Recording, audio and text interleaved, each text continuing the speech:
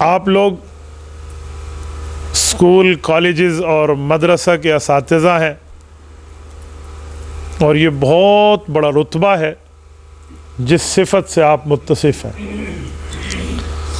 میں چند معروضات آپ کی خدمت میں اس سلسلے کے اندر پیش کروں گا کہ ہمیں اپنے سامعین شاگردوں کو کیسے ڈیل کرنا چاہیے اور ہم معاشرے میں اچھائی کے اندر کیسے افراد تیار کر سکتے ہیں، اس کے لیے ہمارا مقام کیا ہے اور ہمیں کام کیا کرنا ہے۔ میں بنیادی طور پہ ایک بات کہوں گا کہ معلم کے الفاظ تو 4 ہیں، یہ 4 لفظوں کا لفظ ہے معلم، استاذ، لیکن یہ اپنے اندر پورے معاشرے کے سمجھانے کی باغ ڈور کی صلاحیت رکھتا ہے۔ استاذ کے لفظ تو 5 ہیں، لیکن یہ پوری زندگی کے سمجھانے کا معاملہ اپنے اندر رکھتا ہے۔ اور استاذ، معلم، مدرس، ٹیچر، پروفیسر، ٹیوٹر، کچھ بھی کہہ دیں، یہ وہ رتبہ ہے جس رتبے پر رسالت مآب علیہ الصلوۃ والسلام نے اپنے آپ کو امت کے سامنے پیش فرمایا۔ رسول اللہ صلی اللہ علیہ وسلم بحیثیت ایک معلم دنیا میں تشریف لائے ہیں، اور صرف تعلیم نہیں بلکہ تعلیم دلانے کی بھی رسول اللہ نے ترغیب دی ہے۔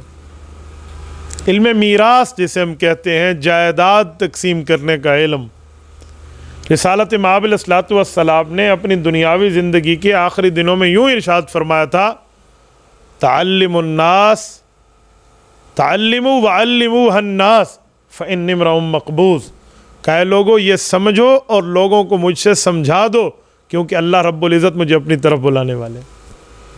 تو رسالت مآب علیہ الصلوۃ والسلام نے اس کے پڑھنے پڑھانے کی ترغیب دی ہے۔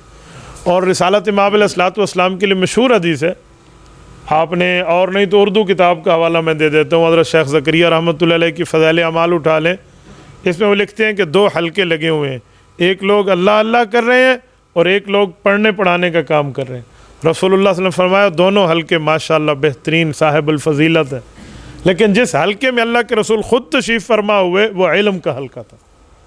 تو آپ کو علم کے حلقے کے ساتھ وابستہ ہونے پر خراج عقیدت اور مبارکباد ہو۔ یہ بہت بڑا ایک مقام اور مرتبہ ہے جو ایک استاذ کو اللہ رب العزت نے عطا فرمایا۔ تبارك الذي نزل الفرقان على عبده ليكون للعالمين نذيرا